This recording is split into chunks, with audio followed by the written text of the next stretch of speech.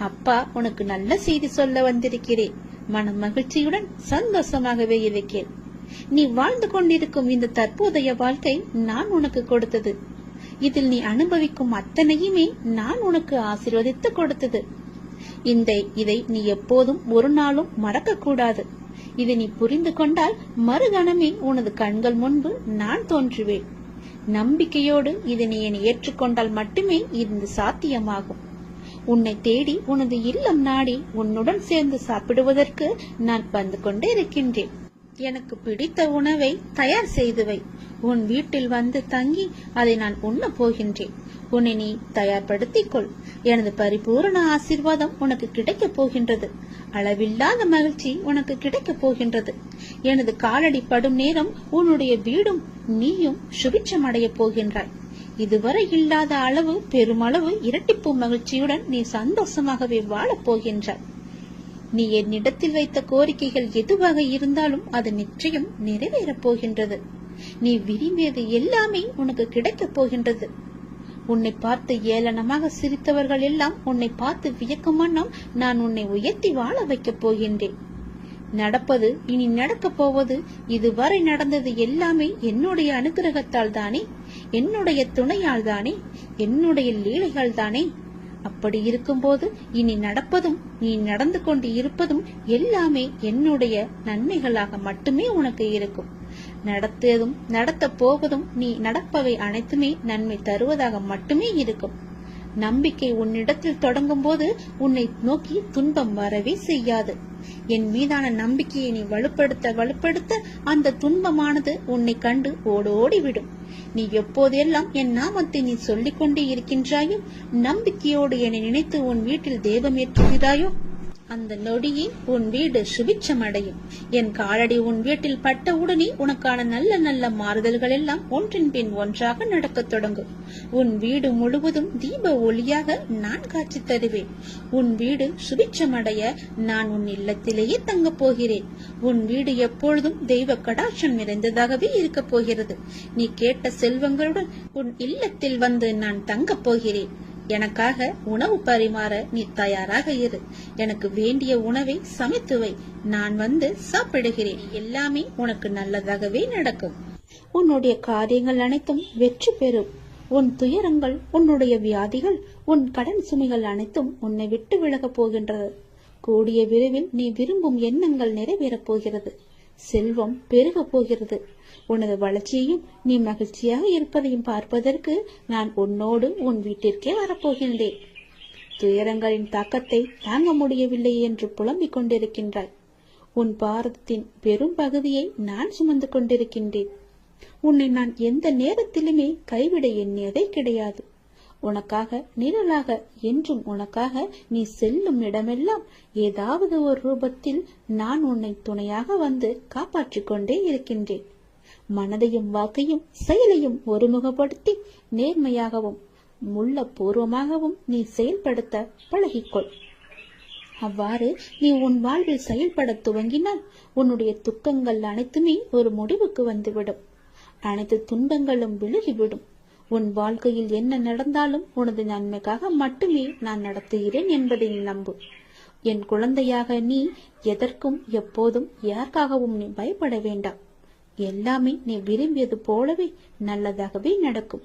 இது உன் அம்மாவாக, அப்பாவாக, உன் குருவாக என்னுடைய சத்திய வாக்கு. இது எல்லா மங்களங்களும் உனக்கு விளைய போகின்றது.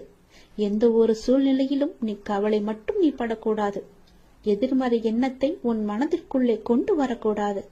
எப்போதும் நீயும் உன் வீடும் நேர்மறையாகவே எப்பொழுதும் சூழ்ந்து இருக்கட்டும். நேர்மறையை மட்டுமே உனக்குள்ளும் உன் வீட்டிற்குள்ளும் கொண்டு வா. தன்னை நாடி வருபவர்களிடம் எந்த வித்தியாசங்களையும் நான் ஏற்ற இறக்கங்களையும் நான் பார்க்க மாட்டேன். தன் சன்னதியை அடைந்து கண்மூடி நம்பிக்கையுடன் பிரார்த்தனை செய்பவர்கள் மேல் தன்னுடைய பேரருளை நான் வியாபிக்க செய்கின்றேன். இன்றைய தினம் என்னுடைய பேரருளை நீ பெற்று வாழ்வாங்கு வாழப் போகின்றாய். சந்தோஷங்கள் பொங்க நான் உன்னை ஆசீர்வதிக்கின்றேன். என்னை சரணாகதி அடைந்தவர்கள் துன்பத்தில் விழும் தருவாயில் கூட அவரது கை கொடுத்து நான் தூக்கி விடுகிறேன். கைபிடித்து எழுந்து என்னிடம் வந்து விட்டால் போதும். நான் அவர்களை பார்த்துக் கொள்வேன். நிச்சயம் உன்னுடைய எதிர்காலம் மிக சிறப்பானதாக மாற்றித்தர நான் உனக்கு சத்திய வாக்கு தருகிறேன். கடந்த காலத்தை நீ கடந்து வந்தால்தான் எதிர்காலம் உனக்கு கைகூடி வரும். நடந்து முடிந்தது அனைத்துமே பாடம். அதை மீண்டும் மீண்டும் நினைத்து கொண்டிருந்தால் கண்முன் இருக்கும் வாய்ப்பும் கண்ணுக்கு தெரியாது போய்விடும். நல்லதை செய், உனக்கு நல்லதே நடக்கும். இந்த அப்பன் எப்போதுமே உனக்காக மட்டுமே இருக்கின்றேன். உன் நல்லதுக்காகவே நான் வாழ்ந்து கொண்டிருக்கின்றேன். உனக்கு நல்லது செய்யவே உனக்கு துணை புரிந்து கொண்டிருக்கிறேன். எல்லாவற்றிலும் நீ ஜெயிக்க என்னுடைய ஆசைகளையும் எப்போதும் நான் உனக்கு வழங்கிக் கொண்டே இருப்பேன். நல்லது நடக்கும். இந்த பிரபஞ்சத்தில் நிலையானது என்று எதுவும் இல்லை. மாற்றங்கள் மட்டுமே மாறாதவை. தினமும் நம் கண்களுக்கு தெரிந்தும் தெரியாமலும் எத்தனையோ மாற்றங்கள் நிகழ்ந்து கொண்டுதான் இருக்கின்றன. நம் வாழ்விலும் பல மாற்றங்கள் நிகழலாம். நீங்கள் மாற வேண்டும் என்று நினைப்பது இன்றே கூட மாறலாம். ஆகவே நம்பிக்கையை இழக்காதே. நமது சூழ்நிலைகள் நிரந்தரமில்லை. தோல்விகளும் நிரந்தரமில்லை. கஷ்டங்களும் நிரந்தரமில்லை. உன் கடன் பிரச்சனைகளும் நிரந்தரமில்லை. இன்றைய நிலை நிரந்தரமில்லை. அவமானங்கள் எதுவும் நிரந்தரமில்லை. கஷ்டங்களும் கவலைகளும் கூட ஓடோடிவிடும். இவை அனைத்துமே மாறக்கூடியவை. அனைத்திற்கும் தீர்வு உண்டு. நீ என்னை நம்பினால் என்னால் தீர்க்க முடியாத பிரச்சனைகளே இல்லை. நிறைவேற்ற முடியாத பிரார்த்தனைகள் இல்லை. மாற்ற முடியாத சூழ்நிலைகள் இல்லை. முழுமையாக என்னை நம்பு. உங்களுக்கு ஒன்று தாமதமாகிறது என்றால் அதை முழுமையாக ஏற்றுக்கொள். காரணமில்லாமல் இங்கு எதுவுமே நிகழப்போவதும் கிடையாது. இதை நீ இப்போது கேட்டுக்கொண்டிருப்பதற்கும் மிகப்பெரிய ஒரு காரணம் இருக்கலாம். எல்லாமே நன்மைக்கே. நம்பிக்கையோடு நீ பிரார்த்தனை மட்டும் செய். உங்கள் வாழ்வில் நிச்சயமாகவே மாற்றங்கள் ஏற்படும். நீ கேட்டபடியே நல்ல மாற்றங்களாக இருக்கும். சிறப்பாகவே நீ வாழ்வாய். என்னுடைய அனுகிரகம் உனக்கு எப்போதுமே கிடைக்கும். உங்கள் வாழ்க்கை மகிழ்ச்சியுடனே இருக்கும். உங்கள் மரியாதை உங்களிடம்தான் இருக்கின்றது. உங்கள் கண்ணியத்தில் தான் இருக்கிறது. உங்களுடைய நடத்தையில் தான் இருக்கின்றது. உங்களுடைய ஒழுக்கத்தில் தான் இருக்கிறது. உங்கள் முன்பு தரும் மரியாதையை வைத்துக்கொண்டு என்ன செய்ய போகிறீர்கள்? உங்கள் பின்னால் என்ன நடக்கிறது என்று கவனியுங்கள்.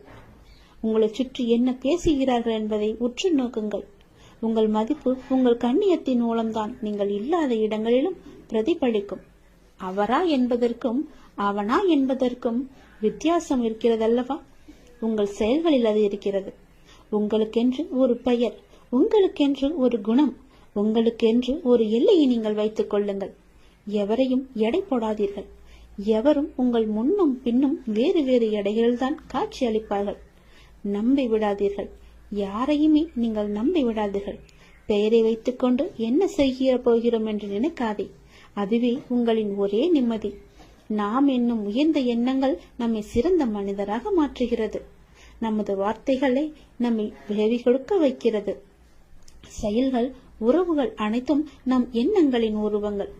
உன்னதமான எண்ணங்கள் தான் நம்மை எப்படி என்று தீர்மானிக்கிறது. நம் ஆளுமையை அதிகரிக்க செய்கிறது. எண்ணங்களின் உன்னதத்தன்மையால் பரமமான இந்த உலகில் வசிக்கும் இறைவனை நம் மனம் அடைகின்றது. அவரது அருகாமையை ஆன்மாவின் அனைத்து தேவைகளையுமே பூர்த்தி செய்கிறது. தப்பிக்க முயற்சி செய்யும் போது சூழ்நிலைகளின் கடினம் அதிகரிக்கின்றன. நாம் அதை எதிர்கொள்ள துணிந்தால் சூழ்நிலைகள் பணிந்து சாதகமாக மாறிவிடும். ஆனால் ஆன்மீக மனோபாவம் மிகவுமே அவசியம். இறை நினைவால் உருவாகும் தைரியம் உண்மைக்கு வெற்றியை முழு பரிசாகவே தரும். அதனால் இறை நினைவால் எப்போதுமே இறைவனுடன் நாம் ஐக்கியமாகுவது போல அவர் மீது முழுமையான நம்பிக்கை கொண்டு ஒவ்வொரு செயலையுமே நாம் செய்து வந்தால் நிச்சயம் வெற்றி நமக்கு பரிசாக வரும்.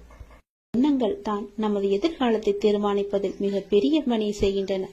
ஒருவரை பற்றி நமக்கு ஏற்படும் நல்ல சிந்தனையோ கெட்ட சிந்தனையோ அவரை தீர்மானிப்பதில்லை, நம்மையே தீர்மானிக்கின்றன. எனவே வாழ்க்கையில் வெற்றி பெற விரும்புகிறவர் என்றும் எப்போதும் எல்லா நேர்மறையான சிந்தனையையே நாம் வளர்த்துக் கொள்ள வேண்டும். அப்படி இருந்தால் நமக்கு எதிர்ப்புறம் இருப்பவரும் வளர்வார், நாமும் வளர்ந்து எல்லோரும் போல நன்றாகவே இருப்போம். நிம்மதி நம்முடன் எப்போதுமே நிலைத்திருக்கும். குழந்தையே, ஒருவர் வியாபாரம் செய்ய முடிவெடுத்து தன்னுடைய குருவை நோக்கி சென்றார். செய்யலாமா வேண்டாமா என்று தீர்மானிப்பதற்காக அவரிடம் கேட்பதற்காக சென்றார். தம்முடைய ஊருக்கு வந்த சன்னியாசி ஒருவரை சென்று சந்தித்து தனது நிலைமையை சொல்லி புலம்பினான் ஒரு வியாபாரி. நீ வியாபாரம் செய்ய வேண்டும் என்று முடிவு செய்தது தவறல்ல, என்ன வியாபாரம் செய்ய வேண்டும் என்று முடிவு செய்ததுதான் தவறு. மக்களுக்கு எது அன்றாடம் தேவைப்படுகிறதோ, எது வாங்க வாங்க தீர்ந்து போகின்றதோ அதை நீ வியாபாரம் செய். உன் பிரச்சனை முடிவுக்கு வரும். நான் வடக்கே யாத்திரை செல்கின்றேன். 2 மாதங்களில் திரும்ப வருவேன். அப்போது வந்து என்னை மீண்டும் பார் என்று ஆசி கூறிவிட்டு சென்று விட்டார். இவனுக்கு அப்போதுதான் உண்மை புரிந்தது. மக்களின் தேவையை அறிந்து கொள்ளாமல் நமக்கு சுலபமாக இருக்கிறது என்று நாம் முடிவு செய்து இத்தனை நாள் வியாபாரம் செய்து வந்தோம். அதனால்தான் தோல்வியும் ஏற்பட்டது என்று உணர்ந்து கொண்டான். தொடர்ந்து தனது மனைவி மற்றும் நலம் விரும்பிகளுடன் ஆலோசித்து அந்த ஊரில் ஒரு காய்கறி கடையை திறந்தான். பக்கத்து ஊர்களுக்கு சென்று காய்கனி வகைகளை வாங்கி வந்து தனது கடையில் நியாயமான விலைக்கு விற்றான். இதைத் தொடர்ந்து வியாபாரம் சூடுபிடிக்க ஆரம்பித்தது. அவனுக்கு வாடிக்கையாளர்களோ பெருகினர். துறவியின் வாக்கு பழித்ததை எண்ணி அவன் மகிழ்ச்சி அடைந்தான். அவருக்கு மானசீகமாக நன்றியும் கூறினான். இந்த நிலையில் இவனது வியாபாரத்தை பற்றி கேள்விப்பட்ட பக்கத்து ஊர் செல்வந்தர் ஒருவர் இவனது கடைக்கு எதிரே இருந்த ஒரு காலி நிலத்தை வாங்கி அந்த இடத்தில் மிக பிரம்மாண்டமான கட்டிடம் ஒன்றை கட்ட ஆரம்பித்தார். தனது கடைக்கு எதிரே புதிய கட்டிடம் ஒன்று கட்டப்படுவதை பார்த்த இவன் என்ன ஏது என்று விசாரித்த போது மிக பெரிய பலசரக்கு கடை ஒன்று அங்கு வரப்போவதாகவும் அங்கு காய்கறி முதல் மளிகை சாமான்கள், வீட்டு உபயோகப் பொருட்கள் என அனைத்தும் கிடைக்கும் என்றும் கூறினார்கள். அதை கேட்ட இவனுக்கு அடிவயிறோ கலங்கியது. இத்தனை ஆண்டுகள் நஷ்டத்தில் வணிகம் செய்து வந்தோம். இப்போதுதான் ஓரளவு வியாபாரம் சூடு பிடிக்க ஆரம்பித்திருக்கிறது. இந்த நிலையில் இப்படி ஒரு போட்டியா? நான் என்ன செய்வேன் என்று தத்தளித்தான். இந்த கடை கட்டி முடிக்காவிட்டால் எல்லோரும் இதற்குதானே செல்வார்கள். என் கடையை யார் எட்டி பார்ப்பார்கள்? இறைவா, இது என்ன சோதனை என்று கலங்கி தவித்தான். இந்த நிலையில் அந்த சன்னியாசியும் தனது யாத்திரை முடித்து திரும்பினார். அவரிடம் சென்று நடந்ததை விளக்கி, நான் இப்போது என்ன செய்ய வேண்டும் என்றார். ஒன்றும் வேண்டாம், நான் சொல்வதை போலவே செய். தினமும் காலை உன் கடையை திறக்கும் போது இன்று எனக்கு வியாபாரம் நன்றாக நடக்க வேண்டும் என்று கடவுளை பிரார்த்தனை செய். அப்படியே எதிர்ப்புறமும் திரும்பி அந்த புதிய கடையிலும் நன்றாக வியாபாரம் நடக்க வேண்டும் என்று பிரார்த்தனை செய். ஒப்புக்காக பிரார்த்திக்காமல் மானசீகமாக அதை விரும்பு. நல்லதே நடக்கும் என்றார். என்ன இப்படி சொல்கிறீர்களே என்று அவரும் ஒரு நிமிடம் குழம்பி போனார். என்னது, எனது போட்டியாளரும் நன்றாக இருக்க வேண்டும், அவருக்கும் நன்கு வியாபாரம் நன்கு நடக்க வேண்டும் என்று பிரார்த்திப்பதா என்று கேட்டார். ஆமாம், நீ அவருக்கு கூறும் ஒவ்வொரு வாழ்த்தும் நல்ல எண்ணமும் உனக்கே பன்மடங்காக திரும்ப வரும். அதே போல அவருக்கு நீ தீமை நினைத்தால் அதுவும் உனக்கே திரும்ப வரும் என்றார். அதே போல அவர் எங்கேனும் சந்திக்க நேர்ந்தால் ஒரு போட்டியாளரை பார்ப்பது போல் பார்க்காது, ஒரு நண்பரை நலம் விரும்பியை பார்ப்பது போல பார்த்து ஒரு புன்னகை செய் என்றார். அந்த சன்னியாசி மீதும் அவரது வார்த்தைகள் மீதும் இவனுக்கு பெரும் மதிப்பு உண்டு என்பதால் அவர் கூறியதை போலவே தினமும் முழு மனதுடன் தனக்காகவும் அந்த எதிர்கடைக்காரருக்காகவும் பிரார்த்தனை செய்து வந்தார். அந்த எதிர்கடைக்காரரை பார்க்கும் போதெல்லாம் புன்னகை செய்தும் வந்தான். இதன் பயனாக நாளடைவில் இருவரிடமும் ஒருவித நட்பு ஏற்பட்டுவிட தனது கடைக்கு காய்கறிகளை கொள்முதல் செய்யும் பொறுப்பை இவரிடம் விட்டுவிட்டார் அவர். விளைவு, இவனுக்கு பன்மடங்கு வியாபாரம் கிடைத்தது. நாளடைவில் இவன் கடையும் வளர்ந்து ஒரு மிகப்பெரிய காய்கறி சந்தையாகவே மாற்றிவிட்டான்.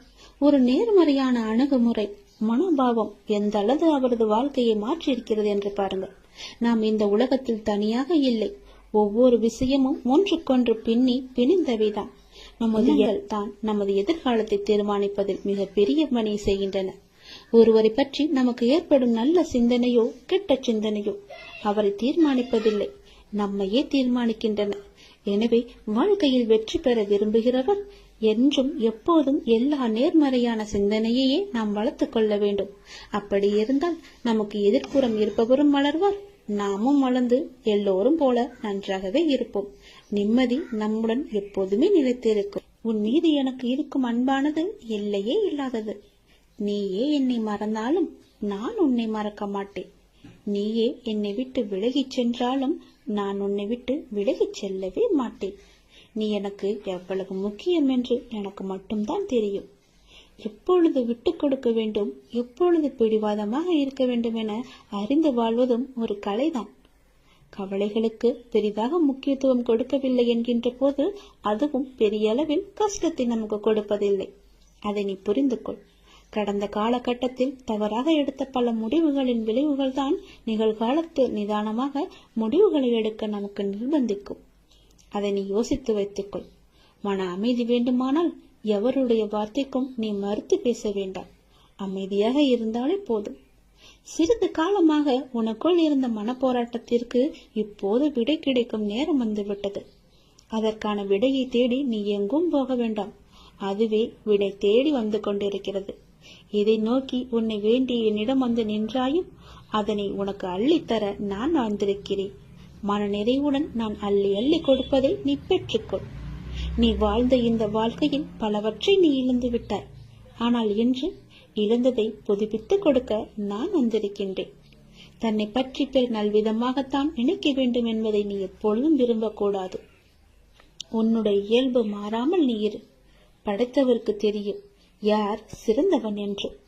தனிமையில் அழுகை, காரணம் தெரியாத சோகம், நலமா என கேட்டால் கொட்டிவிட தயாராய் இருக்கும் கண்ணீர், அத்தனையிலிருந்தும் நான் உன்னை கண்டிப்பாக விடுவிப்பேன். நான் உனக்கு துணையாக இருக்கின்றேன். கதறி அழுதது எல்லாம் போதும். கதறி அளவு முடியாமலும் கண்ணீரை அடக்க முடியாமலும் எதையோ நினைத்து சந்தேகத்தில் பயந்து கொண்டே இருக்கின்றாய். வீதியில் நீ கடந்து சென்ற பாதையை நான் நிச்சயம் அறிவேன். உனக்கான கள்ள காலம் நெருங்கிவிட்டது தங்கமே. விரைவில் உன் நலம் நிச்சயமும் கிடைக்கும். இழந்தது எதுவாக இருந்தாலும் அதை பற்றி நீ பயப்படாதே. அதை விட மிக பெரிதாகவே சிறந்ததாகவே பல மடங்கு நன்மையுடன் உனக்கு கிடைக்கும்படி நான் அருள் புரிகிறேன். நிச்சயம் கிடைக்கவும் செய்வேன். எதை பற்றியும் சிந்திக்காதே. நல்லது மட்டுமே நினை. உன் வாழ்வில் பல நல்ல நல்ல அற்புதங்கள் மாற்றங்கள் எல்லாம் நடக்கப் போகின்றது. என்னை சரணாகதி அடைந்தவர்கள் துன்பத்தில் விழும் தருவாயில் எனது 4 கரங்களையும் கொடுத்து அவனை மேலே எழச் செல்வேன். நான் அவனை முழுமையாக கண் இமை காப்பது போல காத்து கொண்டிருக்கிறேன். இந்த அப்பா நான் உனக்கு துணை இருக்கும் போது என்னை மீறி உன்னை எதுவுமே நெருங்காது. இறைவா, நடத்தியதும் நீ, நடத்தப் போவதும் நீ. இனி நடப்பவை அனைத்தும் நன்மையாக தருவதாக இருக்கட்டும் என்று நீ என்னிடம் கேட்டாய் அல்லவா? அது நடக்கப் போகிறது.